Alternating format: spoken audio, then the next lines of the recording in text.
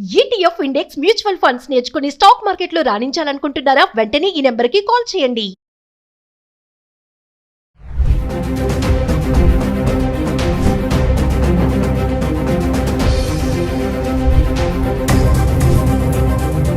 Hello viewers, welcome back to Suman TV. The great grandson freedom fighter Kanneganti Hanumantharao garu PhD in American studies, అమెరికాలో ఉన్నటువంటి 12 యూనివర్సిటీస్లో expertise, అంతేకాకుండా centre for human security studies founder and executive director Ramesh Kanneganti garu మనతో పాటు ఉన్నారు. సార్తో మాట్లాడదాం. నమస్తే సార్. నమస్తే నవీన గారు. నమస్తే సార్, ప్రెసెంట్ అమెరికాలో ఉన్నటువంటి సిచ్యువేషన్ గురించి మనం చాలా వీడియోలో మాట్లాడుకున్నాం. మన స్టూడెంట్స్కే కానీ అక్కడ ఉద్యోగాలు చేయాలనుకునే వాళ్ళకి ఎదురవుతున్నటువంటి సమస్యలు. చాలా మంది అబ్రాడ్ వెళ్ళి సెటిల్ అవ్వాలి, అక్కడే ఉండాలి, మంచి లైఫ్ చూసుకోవాలి అనుకుంటారు. సో ఇప్పుడు ఇటువంటి పరిస్థితిలో అక్కడే కాకుండా వేరే కంట్రీస్లో కూడా మేము ఆపర్చునిటీస్ ఇస్తాం, మీకు మా దగ్గరికి రండి అంటూ రెడ్ కార్పెట్ వేసి కూడా పిలుస్తున్నారంట. సో ఒక్కసారి దీని గురించి మాట్లాడుకుంటే ఏ కంట్రీస్ ఎలా ఉంది అంటే ఆపర్చునిటీస్ విషయంలో? Very good madam. చాలా టైమ్లీ అండ్ మీనింగ్ఫుల్ క్వశ్చన్ మీది. అంటే ఈ కాలానికి సంబంధించి చాలా అర్థవంతమైన ప్రశ్న మీరు వేశారు. అమెరికానే వెళ్ళి అమెరికాలోనే మనం అసలు అమెరికా ఎందుకు వెళ్తున్నాము? Good standard of living, technology ఉంది వాళ్ళ దగ్గర, ఇన్ఫ్రాస్ట్రక్చర్ బాగుంది, రోడ్స్, తర్వాత మిగతా అన్ని విషయాల్లో కూడా వెల్త్ క్రియేషన్ చేయడానికి, సంపద సృష్టికి తక్కువ కాలంలో ఎక్కువ సంపాదించవచ్చు అనేగా వెళ్ళేది జనరల్గా మాట్లాడుకుంటే. సో ప్రపంచంలో ఇప్పుడు ఒక్క అమెరికానే కాదు, అమెరికాతో పాటు ఇంకా చాలా దేశాల్లో సంపన్నంగా ఉన్నాయి, వెల్త్ ఉన్నాయి. కాకపోతే మనం అమెరికానే ఎక్కువ ఎందుకు వెళ్తున్నామంటే, ముఖ్యంగా జర్మనీ, ఫ్రాన్స్, యూకే లేదా ఇటలీ లేదా న్యూజిలాండ్, ఆస్ట్రేలియా, ఈ దేశాలు కొన్ని క్లైమేట్ పరంగా, వాతావరణ పరంగా ఎక్కువ మనకి సవాళ్ళు ఉన్నాయి. అమెరికా మనకి సెకండ్ హోమ్ అయిపోయింది. ఎందుకంటే చాలామంది ఇండియన్స్ ఉండటంతో పాటు నార్త్ అంటే అమెరికాకి ఈస్ట్ కోస్ట్న ఒక రకమైన క్లైమేట్, వెస్ట్ కోస్ట్ ఇంకో రకమైన క్లైమేట్, మిడ్ వెస్ట్ అమెరికాలో మధ్యలో ఇంకో రకమైన క్లైమేట్. ఈ క్లైమేట్స్ అన్నిటికీ మనం కొద్దిగా అలవాటు పడిపోయాం. దీంతోపాటు టెక్నాలజీ, దీంతోపాటు అన్నిటికి మించి ఐటీ, ఫార్మా, రియల్ ఎస్టేట్ అన్ని బూమింగ్లో ఉన్నాయి.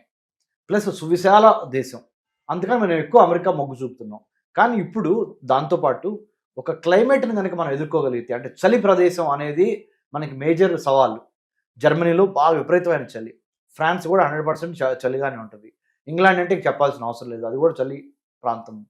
ఆస్ట్రేలియాలో చలి ఉండదు. కానీ ఆస్ట్రేలియాలో ఉన్న ప్రాబ్లం ఏంటంటే అత్యంత స్వల్ప జనాభా ఉంది, చాలా పెద్ద కంట్రీ. కొద్దిగా అప్పుడప్పుడు అక్కడ కూడా కొంత రేసిజం ఉందనే మాట అప్పుడప్పుడు వినపడుతుంది.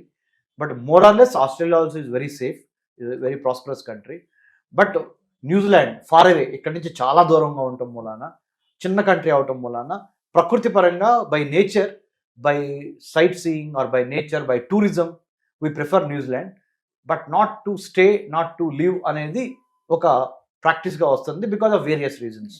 So it is advisable, whoever wants to go abroad and make wealth, please consider not only United States of America.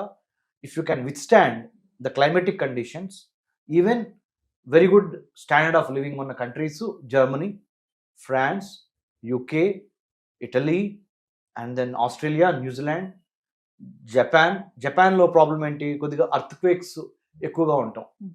Otherwise it's a very wealthy country and also people are very disciplined and hardworking in Japan. So South Korea is also language problem. Yes. So America, because it speaks English language, which we all can converse and communicate easily, we have been preferring United States of America. Otherwise, also because of the climatic conditions, also we prefer United States. But if you are little bit adventurous, little bit if you have the power to withstand these challenges, తప్పనిసరిగా all other countries also you can consider. అక్కడ settle అవ్వాలని కొంతమంది అనుకుంటారు sir, వాళ్ళకి PR ఈజీగా వచ్చే countries ఏమున్నాయంటే? Permanent residence ఈజీగా వచ్చే కంట్రీస్ ఇప్పుడు ముఖ్యంగా కెనడా, ఆస్ట్రేలియా, న్యూజిలాండ్ ఇలాంటి కంట్రీస్లో ఎక్కువగా వాళ్ళు the governments in that countries are trying to అంటే బెయిట్ వేయటం. అంటే బెయిట్ అంటే ఒక రకంగా మనము they wanted to encourage our Indians to come and settle there, have permanent residency. But we have to wait and see to what extent our Indians like మన భారతీయులు ఎంతవరకు వెళ్తారు అనే దాని మీద మనం వేచి చూడాలి. ఎందుకంటే అమెరికా అయితే ఈజీ, అమెరికా అయితే నా సెకండ్ హోమ్ అనే ఒక ఫీలింగ్ ఎక్కువగా మనకు వచ్చేసింది. ముఖ్యంగా science, technology, engineering, mathematics and medicine స్టూడెంట్స్కి స్టెమ్ స్టూడెంట్స్ అంటారు. ఈ స్టెమ్ చదువుకున్న స్టూడెంట్స్కి ఎక్కువగా వాళ్ళ యొక్క ప్రతిభను చూపించే అవకాశము, ఎదగటానికి ఉపయోగపడే సాంకేతిక పరిజ్ఞానము, అన్నిటికీ మించి గొప్ప ఇన్ఫ్రాస్ట్రక్చర్ అమెరికాలో అవైలబిలిటీ ఉండటం మూలాన, English as a communicative language అవటం మూలాన we have been preferring United States of America. Otherwise the whole world is a big football ground. If you have the knowledge, if you have the skill, you can play anywhere. Yes. Ramesh garu ఒక విషయం చెప్పండి, చాలా మందికి పిల్లలే కాదు students plus వాళ్ళ తల్లిదండ్రులు కూడా ఎందుకు అబ్రాడ్ ఎడ్యుకేషన్ అనగానే యూఎస్ఏ వైపే వెళ్తూ ఉంటారు, ఇతర కంట్రీస్ ఎందుకు చూడరు అసలు? మీరు అన్నట్టుగా ఇప్పుడు స్టెమ్ చెప్పారు, అదే ఆలోచన పెట్టుకుని అంటారా లేక తెలియక అంటారా? ఫస్ట్ అయితే అదేనండి, స్టెమ్ అంటే మెరిట్కి ఎక్కువ ప్రాధాన్యత ఇచ్చి తద్వారా వెల్త్ క్రియేషన్, సంపద సృష్టికి అమెరికా అయితే ఈజీ. అమెరికా అయితే మనకి తెలిసిన వాళ్ళు ఉన్నారు, ఎందుకంటే చాలా మంది ఇల్లు ఉన్నారు కదా, మన ఇంటి పక్క నుంచో లేకపోతే మన వీధిలోనో లేకపోతే మన టౌన్లోనో చాలా మంది వెళ్ళి ఉన్నారు. More over life, Liberty, pursuit of happiness అనే 3 సిద్ధాంతాలు అమెరికన్ కాన్స్టిట్యూషన్ ద్వారా అమెరికాలో వచ్చింది. ప్లస్ ల్యాండ్ ఆఫ్ ఇమిగ్రెంట్స్, ఎంతోమంది వలస వెళ్ళిన వాళ్ళు అమెరికాలో ఉన్నారు. It's land of immigrants, land of opportunities, భూతల స్వర్గం అని ఇట్లా ఏదైతే ఒక ఇమేజ్ ఉందో అమెరికాకి, ఆ ఇమేజ్ వన్ డేలో వచ్చింది కాదు. I have been to United States of America. I studied and I also taught in many US universities, worked in many places. Definitely amazingly beautiful country with multiculturalism and multi-climatic conditions and everything. But the only thing is, అమెరికానే ఎందుకు మొగ్గు చూపుతున్నాము అంటే ఈ కారణాల మూలాన, multi cultural, multi ethnic, multilingual, plus technologically, intellectually, మెరిట్కి కూడా ప్రాధాన్యత ఉన్న దేశం కాబట్టి meritorious students, skilled students or skilled labour would like to go to United States of America. And also the American dollar, the dollar dream, సంపద సృష్టి, సంపాదించుకునే ఇది అక్కడ ఎక్కువగా ఉందనే ఈ కారణాలు కూడా వెళ్తున్నాము. అమెరికాలో సమస్యలు లేవా అంటే సమస్యలు ఉన్నాయి. అక్కడ కూడా మనకి ఇక్కడ కులం ఎట్లానో, మతం ఎట్లానో, అక్కడ వర్ణ వివక్షత అంటే colour difference, blocks versus whites, Hispanics అంటే లాటినోస్ ఆర్ ఏషియన్ అమెరికన్స్, అట్లా Cuban Americans, Italian Americans, Jewish Americans, అక్కడ కూడా చాలా విషయాలు ఉన్నాయి. అంటే కానీ అమెరికాలో ఇంతవరకు 1789 నుంచి వాళ్ళ వరకు చూసుకుంటే ఇంతవరకు అమెరికాలో ఒక లేడీ ప్రెసిడెంట్ రాలా అమెరికాకి. కానీ మనమైతే ఎంతోమంది చీఫ్ మినిస్టర్ని, ప్రైమ్ మినిస్టర్ ఇచ్చున్నాము. ప్రెసిడెంట్స్ ఇప్పుడు మన current president of India honourable Draupadi Murmu garu, the former prime minister of India Shrimati Indira Gandhi garu, many chief ministers, Mamata Banerjee గారి దగ్గర నుంచి, జయలలిత గారి దగ్గర నుంచి ఎంతోమంది చీఫ్ మినిస్టర్స్ మనకి women have played dominant role. America మరి the oldest democracy in the world, ప్రపంచంలో అతి పురాతన ప్రజాస్వామ్యం అమెరికా అనే పేరుకి. కానీ ఇంతవరకు ఒక మహిళ అధ్యక్షుడు కానీ అంటే అధ్యక్షురాలుగా కానీ అవ్వలేదు. So what does it mean? They also have to rethink about it. వాళ్ళు కూడా ఆలోచించాలి, పునరాలోచించాలి అమెరికన్స్. సో ఎనీవే, ఇండియాకు ఉండాల్సిన పాజిటివ్ పాయింట్స్ ఇండియాకు ఉన్నాయి, అమెరికాకు ఉండాల్సిన పాజిటివ్ పాయింట్స్ అమెరికాకు ఉన్నాయి, మన బలహీనతలు మనకున్నాయి, వాళ్ళ బలహీనతలు వాళ్ళకు ఉన్నాయి. బట్ ఇప్పుడు ప్రస్తుతం ప్రపంచీకరణ మళ్ళీ బ్యాక్ అవుతుందని చెప్పాను నేను. ఇదివరకు లిబరలైజేషన్, ప్రైవేటైజేషన్, గ్లోబలైజేషన్ ఉంది కదా.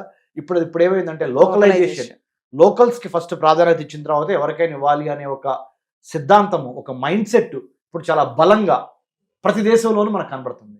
మీరు ఏ దేశమైనా చూసుకోండి, ముందర లోకల్స్కి అయిన వాళ్ళకి ఇవ్వండి, ఇక్కడ పుట్టి పెరిగిన వాళ్ళకి మంచి సౌకర్యాలు ఇవ్వండి, తర్వాత వేరే వాళ్ళని మీరు యాక్సెప్ట్ చేయండి అనేదే ప్రపంచవ్యాప్తంగా ఇది చాలా బలమైన ఒక పవనం.